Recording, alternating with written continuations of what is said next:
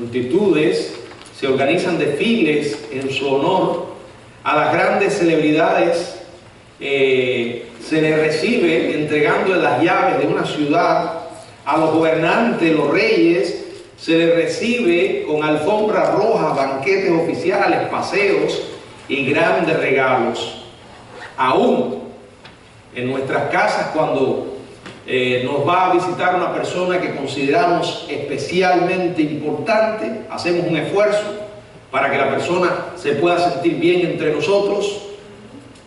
Hace más de 2000 años, en lo que hoy conocemos como el Domingo de Ramos, la ciudad de Jerusalén tuvo un visitante muy especial.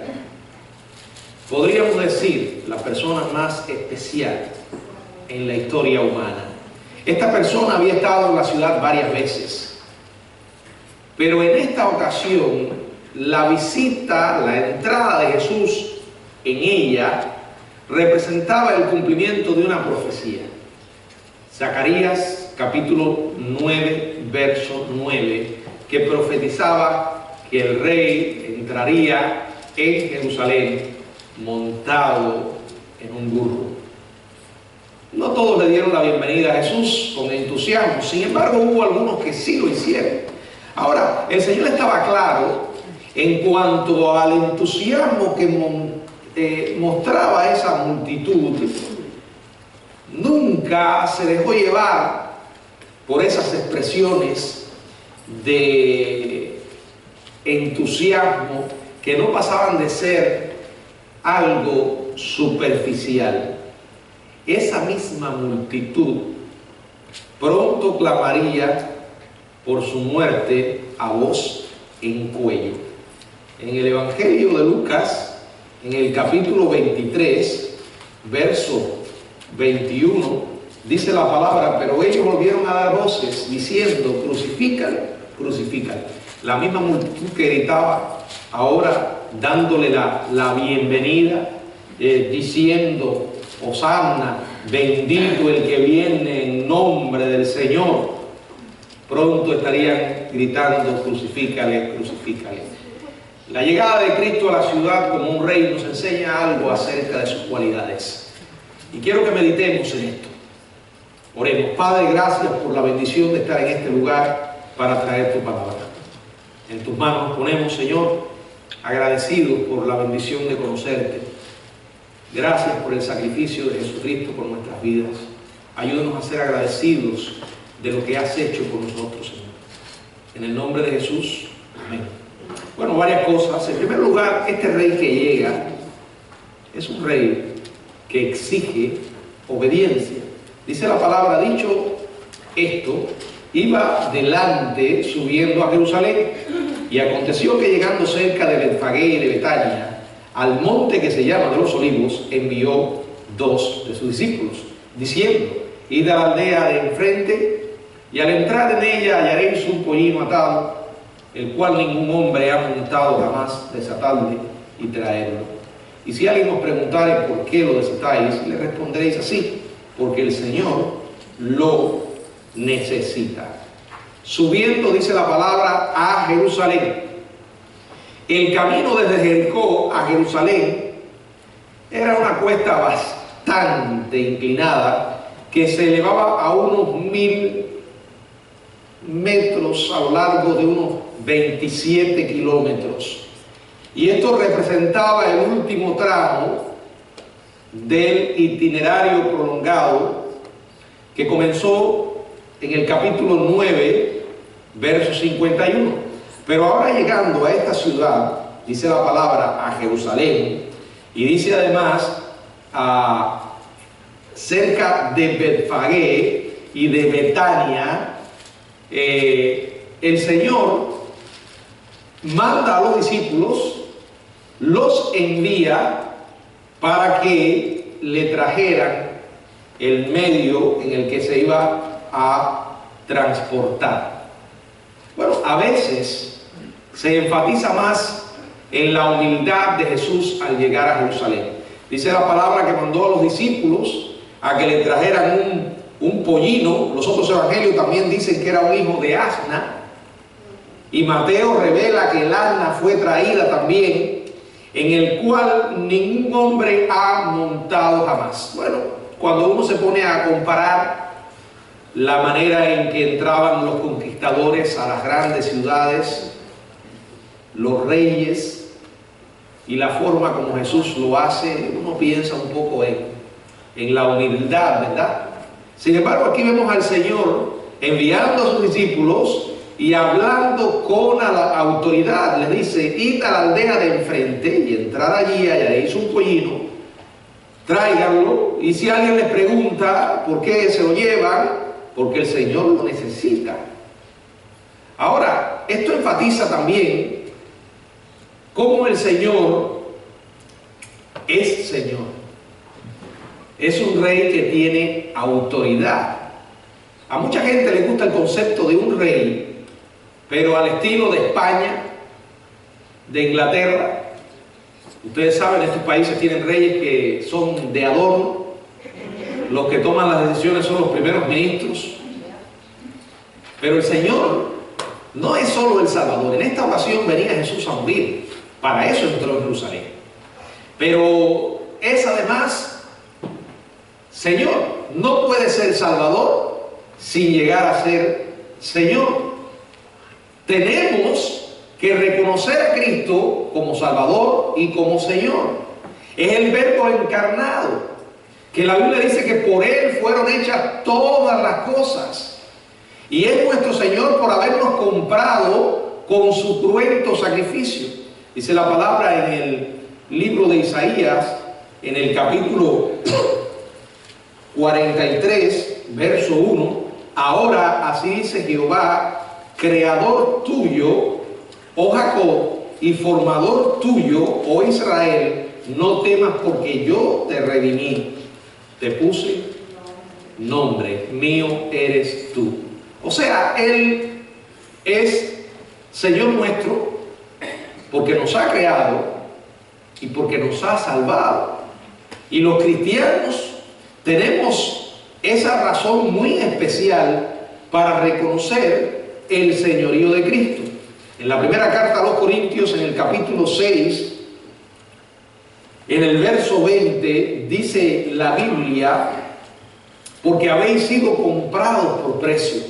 Glorificad pues a Dios en vuestro cuerpo y en vuestro espíritu, los cuales son de Dios. Los cristianos tenemos la responsabilidad de glorificar a Dios.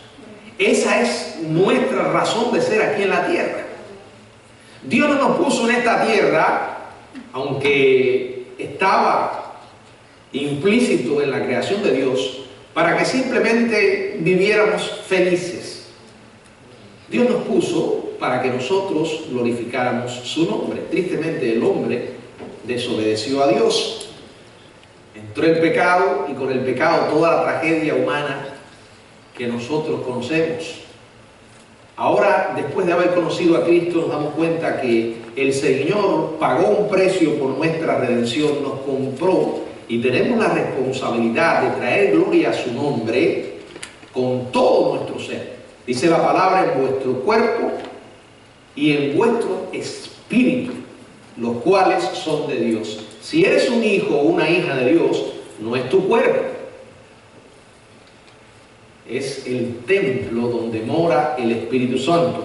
No somos solo criaturas de Dios, sino también criaturas redimidas, que iluminados por el Espíritu comprendimos nuestra gran necesidad y le aceptamos como Señor y Salvador. No puede una persona decir: Cristo es mi Salvador, pero no es mi Señor.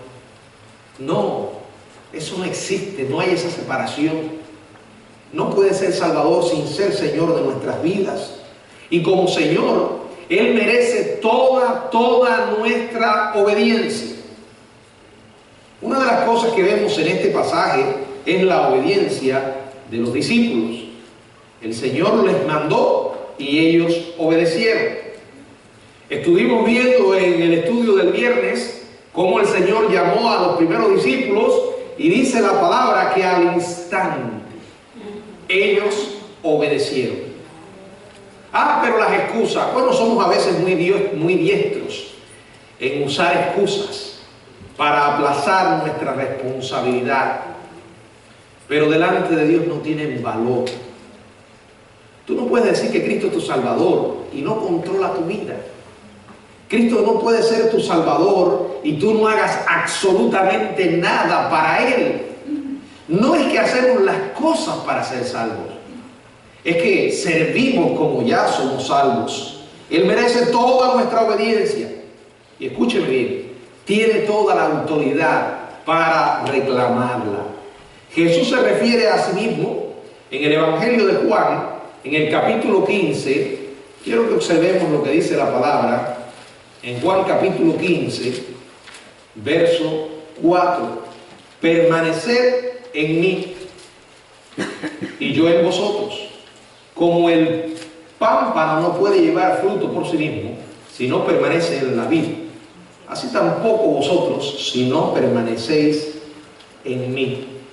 Se refiere a sí mismo como la vid y a los cristianos como la rama. ¿Saben qué es permanecer? Obedecer. El cristiano obediente permanece. El cristiano obediente lleva fruto.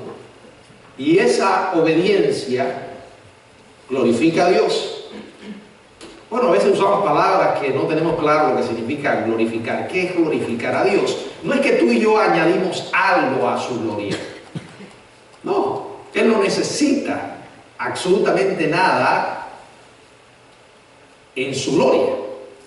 Pero cuando hablamos de glorificar su nombre, es que las personas, al ver nuestra vida, están viendo a Dios y están viendo lo que Él es capaz de hacer.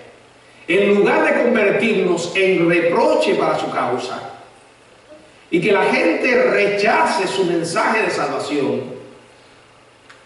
a través de nuestras vidas se sientan impulsados a buscar a Dios. Jesús también dijo en el Evangelio de Juan, en el capítulo 14, verso 23 y verso 24, el que me ama, mi palabra guardará. ¿Cuál es su palabra? La Biblia. Este es el libro que Él nos ha dejado. Y mi Padre le amará, y vendremos a Él y haremos morada con Él. El que no me ama, le importa un comino lo que dice la Biblia. Eso no lo dijo el Señor. Eso se lo estoy diciendo yo. Dice, el que no me ama no guarda mi palabra, y la palabra que habéis oído no es mía, sino del Padre que me envió. Amor es una decisión. Amor es acción. Amor es obediencia. Y deseo de agradar a Dios. Tú no puedes decir que amas a Dios y no te interesa agradarle. Vuelvo al punto, no tratamos de agradarle para ganarnos el cielo. Le agradamos porque ya le conocemos y por eso esa es nuestra motivación. Es un rey que exige obediencia. Y no podemos obviar tampoco esa enseñanza de la entrada triunfal. Es un rey que es manso y humilde. Dice la palabra en el mismo pasaje de Lucas 19, ahora del verso 32 al 35, fueron los que habían sido enviados y hallaron como les dije. Y cuando desataban el pollino, sus dueños le dijeron, ¿por qué desatáis el pollino? Ellos dijeron, porque el Señor lo necesita. Y lo trajeron a Jesús, y habiendo echado sus mantos sobre el pollino, subieron a Jesús encima. Aunque hablamos de su autoridad, no podemos ignorar su mansedumbre y su humildad. ¿Qué manera tan humilde de entrar en Jerusalén siendo quien era? Ahora piense por un momento cómo era la vida de Jesús desde el comienzo mismo. Si algo marcó su vida fue la humildad, la mansedumbre. El reino de Cristo aquí se proclama como un reino de paz en el corazón. No venía como los conquistadores tradicionales de Roma. Su reino no era de este mundo.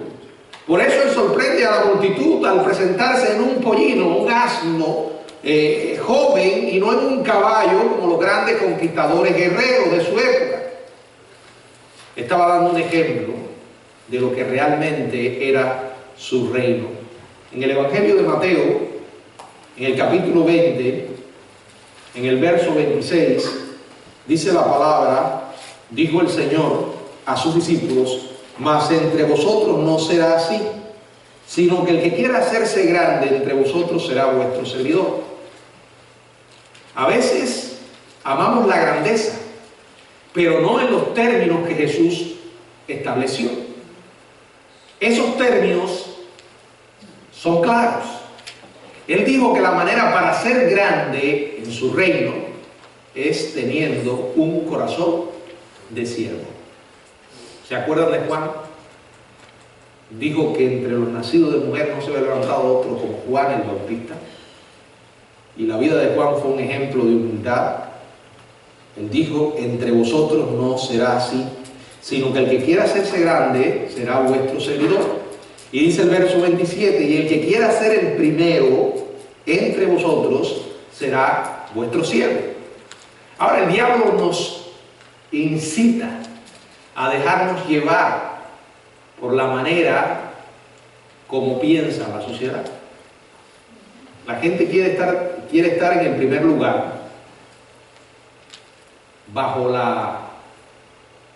las luces, recibiendo el reconocimiento público, pero no están dispuestos a ocupar los lugares desconocidos, anónimos, sirviendo día tras día con corazones de siervo. El propio Jesús dijo acerca de él en el Evangelio de Mateo, en el capítulo 11, en el verso 29, dice la palabra: llevad mi yugo sobre vosotros y aprended de mí, que soy manso y humilde de corazón. Esta es una de esas raras ocasiones en los evangelios en que Jesús mismo se describe, en que habla de su carácter, y lo hace con dos términos que al hombre le es chocante, porque los considera un estorbo para poder llegar a la cima. La mansedumbre consideran que es debilidad. Una persona mansa es un blandengue, alguien débil. Ese es el concepto que la gente tiene de mansedumbre. Porque la gente, en lugar de ser mansa, prefiere ser peleona. No, yo sí no me dejo, yo tengo mis derechos. Bueno, eso es lo que el diablo nos ha hecho creer. Porque la mansedumbre, mucha gente la considera debilidad. Jesús dijo que era manso. Moisés dice la palabra que era un hombre manso y sacó todo un pueblo de Egipto. Él dijo: soy manso, y dice además humilde. Humilde. Porque el terreno es ocupado hoy por aquellos que pelean, que sobrepasan a otros, pero esto no es lo que enseñó Jesús. Lo opuesto a la mansedumbre y a la humildad es el orgullo, el pecado que llevó a Satanás a convertirse en Satanás. El pecado que más nos hace parecernos a él. ¿Qué es el orgullo? Bueno, el orgullo es el exceso de estimación propia. El orgullo es presunción, el orgullo es vanidad. El orgullo es un sentimiento elevado de dignidad personal. Aquello que nos impide reconocer que delante de Dios no somos nada. El orgullo ha estorbado a mucha gente para venir a Cristo. Actuar con orgullo o hacer cosas por orgullo es muy usual y común en nuestros días. El orgullo ama el reconocimiento de la gente, el aplauso, las palmaditas en la espalda, que mi nombre se sepa. Las tres palabras más amadas por el orgullo son yo, mi. Hoy mucha gente quiere tener posiciones para satisfacer su orgullo. Hay muchos creyentes que se niegan a resolver conflictos unos con otros por orgullo. Ahora, si realmente estuviéramos dispuestos a deponer el orgullo y a imitar a Jesús, en serio, creo que las cosas serían muy distintas. La humildad marcó la vida de Jesús y también debe marcar nuestras vidas. En tercer lugar, este es un rey que merece alabanza. Dice la palabra en el verso del 36 al 40, y a su paso tendían sus mantos por el camino. Y cuando llegaban ya cerca de la bajada del monte de los olivos, toda la multitud de los discípulos gozándose comenzó a alabar a Dios a grandes voces por todas las maravillas que habían visto, diciendo: bendito el que viene en el nombre del Señor, paz en el cielo y gloria en las alturas. Entonces algunos de los fariseos de entre la multitud le dijeron: Maestro, reprende a tus discípulos. Él respondiendo les dijo: os digo que si estos callaran, las piedras clamarían. Ahora, dice que ellos entregaron sus mantos, tal vez sus túnicas personales. Eran discípulos. En el verso 37 dice que los discípulos alababan a Dios. En los evangelios se menciona la palabra Hosanna, que significa sálvanos, Dios ahora. Le aclamaban como rey.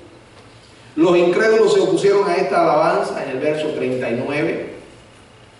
Jesús dice que esta alabanza era necesaria porque inclusive las piedras lo podrían hacer en el verso 40. Cuando Jesús tuvo una conversación con la mujer samaritana junto al pozo de Jacob, en Juan capítulo 4, dijo claramente a esta mujer que el Señor busca verdaderos adoradores, que le adoren en espíritu y en verdad. Ahora, dentro de esa multitud estaban los discípulos, pero también había personas que estaban probablemente gritando y que no lo hacían de una manera auténtica. Como dije, ellos muy pronto estarían pidiendo su muerte. Ahora, la alabanza en el cristiano es el resultado de haber conocido a Cristo. Un incrédulo no puede alabar a Dios porque no le conoce. Por eso para mí no tiene absolutamente ningún sentido lo que hacen en algunos lugares, que invitan a alguien a cantar o a tocar en una iglesia, porque es un profesional, pero es un inconverso. Eso es absurdo.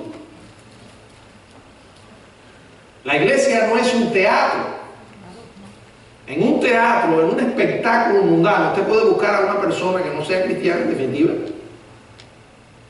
Ahora alguien podría decir: bueno, pero la música es neutral. Sí, la música es neutral, pero es un medio que se usa para alabar a Dios. Y la música a la que me refiero es aquella que sale del corazón de una persona redimida con la motivación de adorar a Dios. Es cierto, los incrédulos usan la música para bailar, para incitar las pasiones carnales y cometer todo tipo de inmoralidad. Por eso no tiene sentido, absolutamente ningún sentido, que alguien diga: bueno, entonces voy a coger esta música que se usa aquí, pero le voy a cambiar la letra. El fin justifica los medios. La verdadera alabanza, dice, aquellos que le adoren en espíritu y en verdad. Un incrédulo no puede adorar a Dios. No debemos confundir adoración con alabanza. La alabanza es parte de la adoración, pero la adoración incluye más que alabanza. La adoración es darle a Dios el honor que Él merece cuando alabamos o cuando no alabamos. Puede que no estemos alabando, estemos simplemente cumpliendo nuestros deberes. Ahí estamos adorando también. Si hacemos lo que dice la Biblia: y todo lo que hagáis, hacedlo como para el Señor y no para los hombres. La alabanza es una expresión de agradecimiento a Dios por todo lo que Él ha hecho. Dice la palabra en el Salmo 100, verso 4: Salmo 100, verso 4, entrad por sus puertas con acción de gracia, por sus atrios con alabanza, alabadle, bendecid su nombre.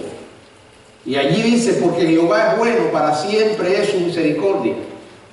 La verdadera alabanza es aquella que viene del corazón que ha reconocido la bondad de Dios y su gran misericordia. Cuando adoramos expresamos nuestra admiración por quién es Él, no solo por lo que ha hecho. La Biblia dice que debemos presentarnos a Dios como sacrificios vivos, santo, agradable a Dios, porque ese es el verdadero culto espiritual de adoración. Repito, adoración no es solamente lo que hacemos los domingos en la mañana, un par de horas, cada día, en todo lugar donde Dios nos permita vivir, cuando estamos conscientes de su presencia, que somos sus embajadores, que los representamos. No se nos puede olvidar quiénes somos. Y eso no tiene nada que ver con legalismo. No, eso tiene que ver con cristianismo. Cuando yo salgo de aquí hacia afuera, no se queda mi fe aquí.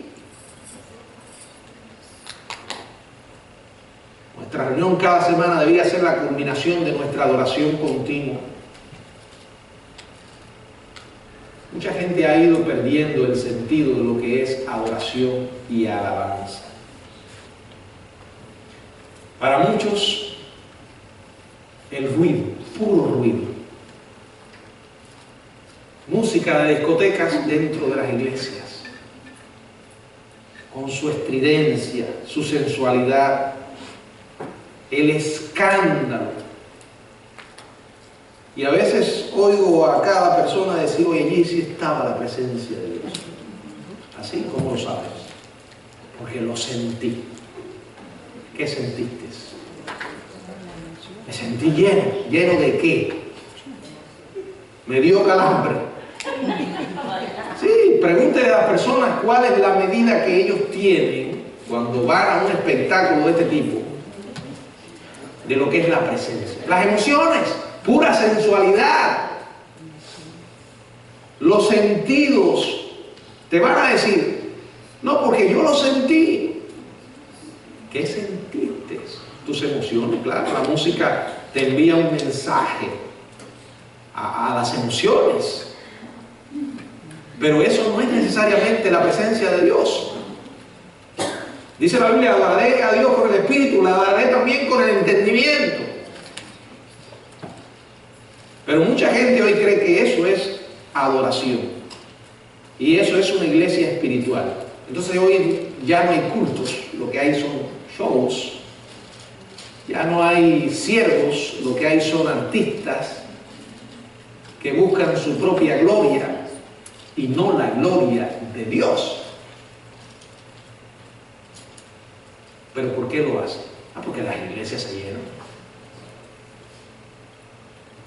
Se llenan, pero no necesariamente de gente convertida. Lo que transforma la vida de las personas es el Evangelio, la predicación de la palabra. Sí, nos reunimos y adoramos y alabamos, eso está bien. Pero una iglesia que alaba y adora y no predica y enseña la palabra, está mal. Tiene que haber un balance. Pero no podemos desplazar la predicación que exalta a Dios y que enseña quién es Él y que da su mensaje por cualquier otro tipo de espectáculo carnal, barato, mundano. Pero tristemente eso es lo que hoy en día ocurre en muchos lugares. En muchos lugares. Yo me pregunto, ¿lo que hacemos, lo hacemos para el Señor? Yo no estoy diciendo que los cristianos no seamos seres emocionales. Dios nos creó con las emociones, yo lo creo. Él fue quien nos puso de esa manera, pero no podemos confundir su presencia y estar llenos de su palabra con estados emocionales. Cuando Pablo dijo, sean llenos del Espíritu Santo, lo que quiso decir No es que tú vas a tener calambre, ni que se te van a doblar las piernas, ni que te vas a caer en el piso con convulsiones y vas a mirar los ojos en blanco. Eso no tiene nada que ver con la llenura del Espíritu. La respuesta a esto está en Colosenses 3:16. La palabra de Cristo mora en abundancia en vuestros corazones. El medio que Dios va a usar para gobernar mi vida es su palabra. No son las emociones. Porque las emociones son inestables, volubles. Es lo que conocemos. ¿Quieres ser lleno del Espíritu? Llénate de la Biblia para obedecerla. Y en cuarto lugar, el Señor es un rey compasivo. Dicen los versículos del 41 al 44, y cuando llegó cerca de la ciudad, al verla, lloró sobre ella, diciendo: oh, si también tú conocieses a lo menos en este día lo que es para tu paz, mas ahora está encubierto de tus ojos. Porque vendrán días sobre ti cuando tus enemigos te rodearán con vallado y te sitiarán, y por todas partes te estrecharán y te derribarán a tierra y a tus hijos dentro de ti, y no dejarán en ti piedra sobre piedra, por cuanto no conociste el tiempo de tu visitación. Este pasaje es el único. Lucas, el evangelista, que registra el lamento profundo que siente el Señor. Dice que lloró. ¿Lloró por qué? Por la ciudad de Jerusalén.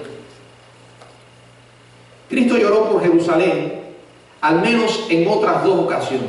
Por ejemplo, en Lucas capítulo 13, verso 34, dice: Jerusalén, Jerusalén, que matas a los profetas y apedreas a los que te son enviados. ¿Cuántas veces quise juntar a tus hijos como la gallina a sus polluelos debajo de tus alas, y no quisiste? Y luego en el Evangelio de Mateo, en el capítulo 23, verso 37, Mateo 23, verso 37, dice: Jerusalén, Jerusalén, que matas a los profetas y apedreas a los que te son enviados. ¿Cuántas veces quise juntar a tus hijos como la gallina junta a sus polluelos debajo de las alas, y no quisiste? Podría verse como algo fuera de lugar que Jesús esté lamentándose, llorando, al mismo tiempo que está en un momento tan efervescente, triunfando, entrando en Jerusalén.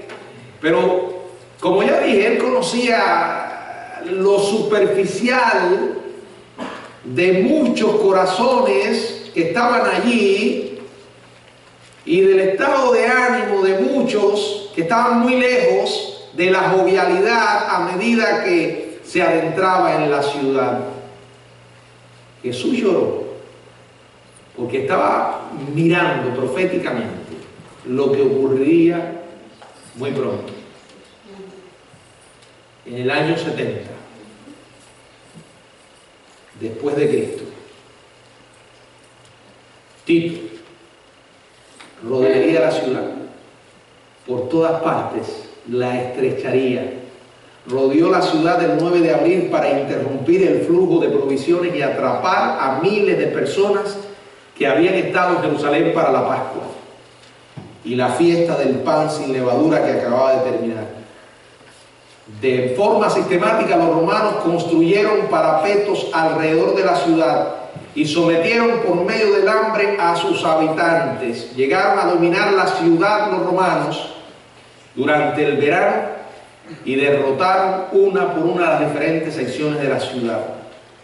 La caída final de la ciudad ocurrió a comienzos de septiembre. En esa lucha cruel murieron 600.000 judíos.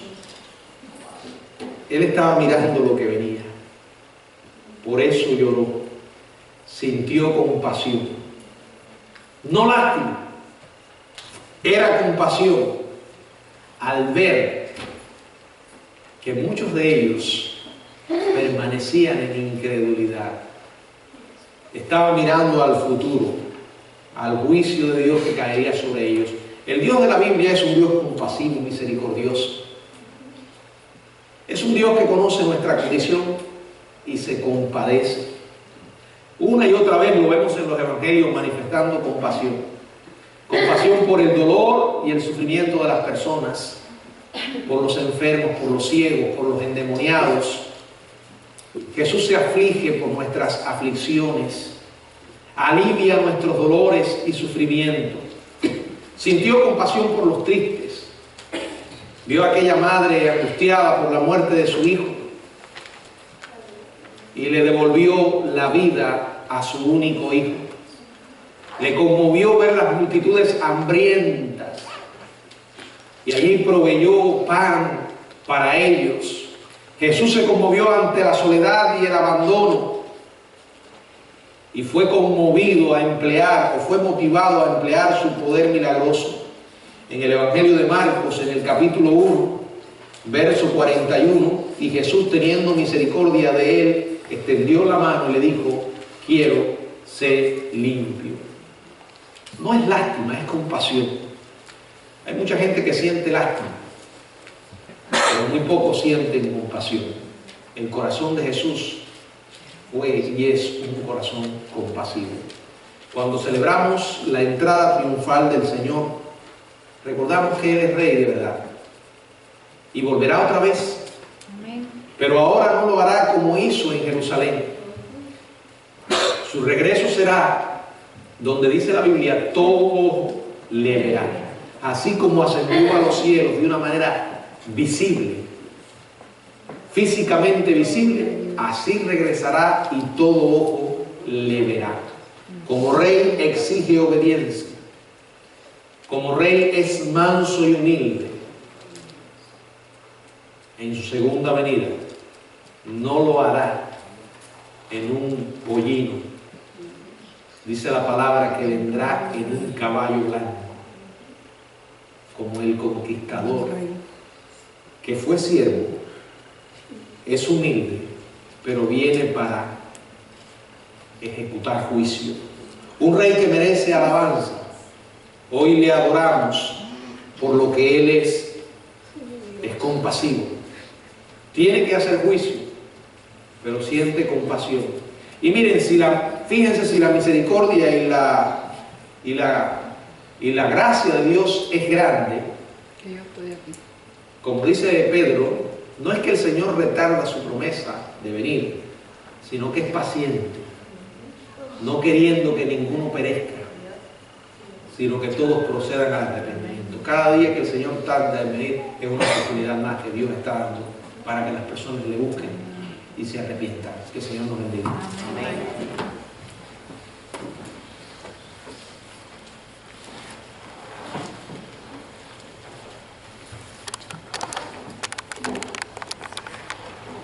Para finalizar este servicio,